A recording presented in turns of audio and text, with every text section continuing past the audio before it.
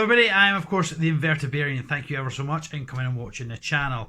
If you're new here, please do subscribe and don't forget to use the bell to be notified of new videos as and when they've been released. And when I say versus, what I don't mean is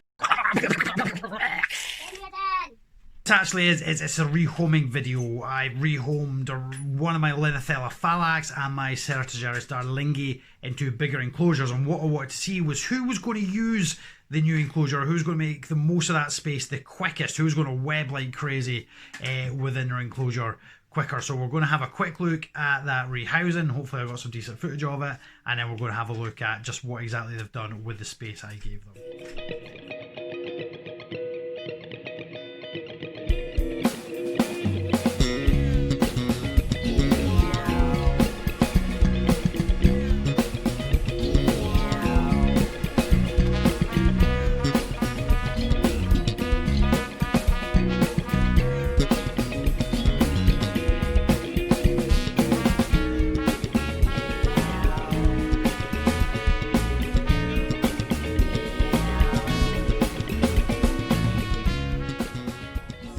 You've seen the spiders, a wee bit of information there about them. Now, the Darlingi, the baboon, was going into a 30 centimetre cubed exoterra, and the L.fallax was then going into the container that the Darlingi was in. So without further ado, let's do a little bit of rehousing.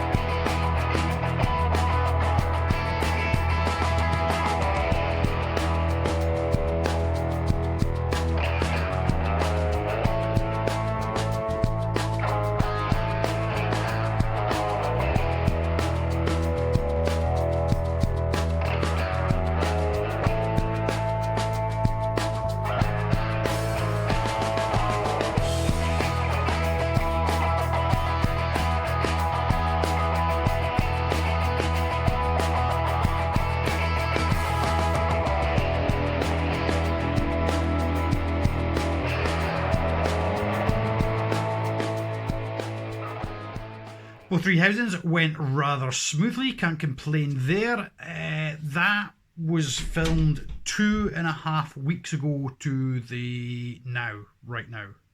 Now is 2.5 weeks later from then.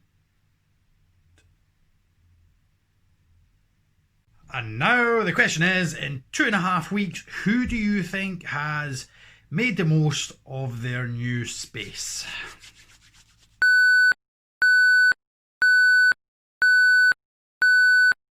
Firstly, let's catch up with that L.fallax and see how it has utilised the space of its new enclosure and see what's made of it.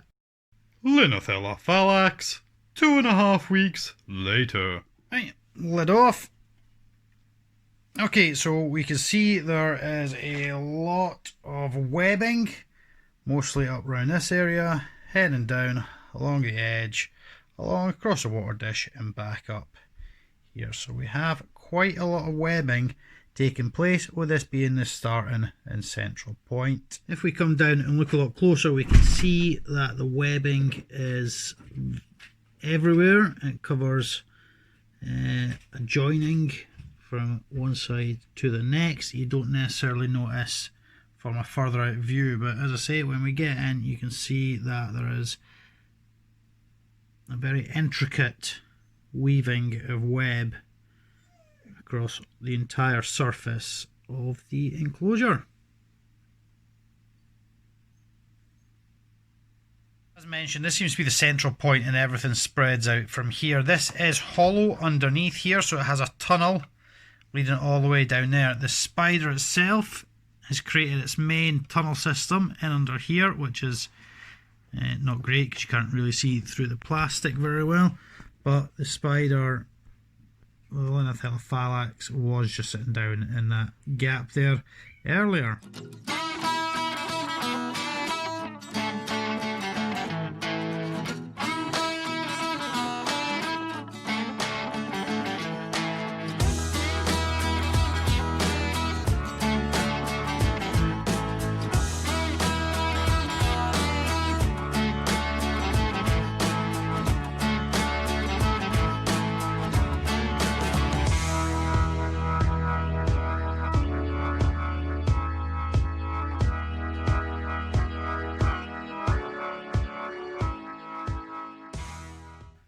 So in reflection of the phallax, we can see that it's set up a central point underneath that log, and it has literally explored every inch of that enclosure, and it has set up a very intricate network of webbing throughout the entire enclosure, all leading back to that central hide, which will notify it of anybody or anything that enters its domain. So within 2.5 weeks, I would say it's certainly settled in, it has explored the entire enclosure, and it certainly seems to have created itself a lovely environment to live and thrive in. Now let's go look at the Tarantula-tastic and see just how well it's settled into his or her new enclosure. Tarantula-tastic, 2.5 weeks later. Now 2.5 weeks have passed. I'm going to get in about this enclosure and see just what he or she has made of it. So one thing we notice in contrast to the phallax is the entire enclosure doesn't seem to have such a heavy amount of webbing within it. We can see through the back there, it's created itself a lovely den or burrow or area. But out throughout the rest of the tank, it doesn't really seem to be as explored or utilised as the L.fallax. Now these are a burrowing species, or will burrow, and if we just have a look, we can see there is certainly a good deep layer of substrate the further back you go to allow the spider to burrow should it wish to do so. You can see back in there, there is a lot of webbing occurred. Turning the enclosure around, we're now looking at it from through the back. So here we have the main area with a tunnel leading out that way and a tunnel leading out that way, and also this one here leading up this way.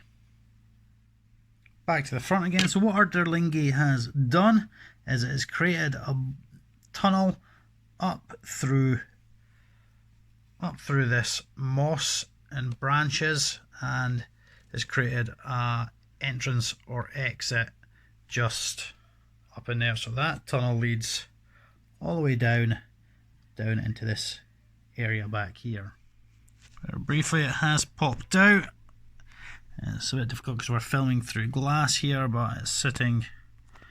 It's taken. It's.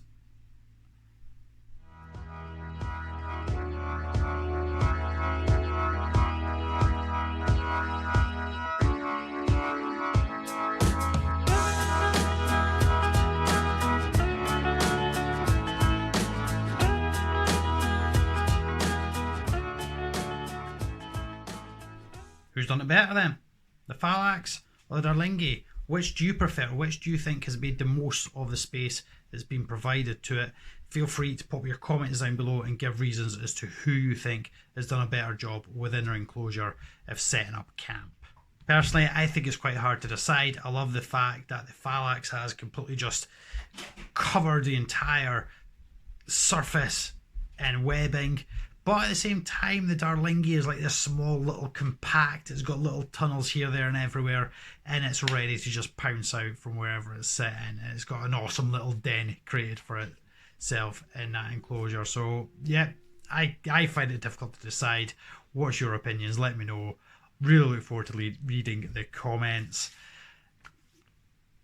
That's it for me. I really hope you've enjoyed this video. I thought I'd do something a wee bit different while still trying to provide some kind of information and care about these different types of spiders. So who's done it better? That's all I want to know. Who do you prefer? Which do you prefer? And which would you rather have in your collection? Both are incredible webbers, and over time I reckon they're both going to evolve the amount of webbing within their set perimeters. Anyway, thank you ever so much for watching. Please do share this video. Please do like, comment, and get people subscribing to the channel. Thank you ever so much, and we will see you in the next one. Take care of yourselves, be good, be kind, and goodbye.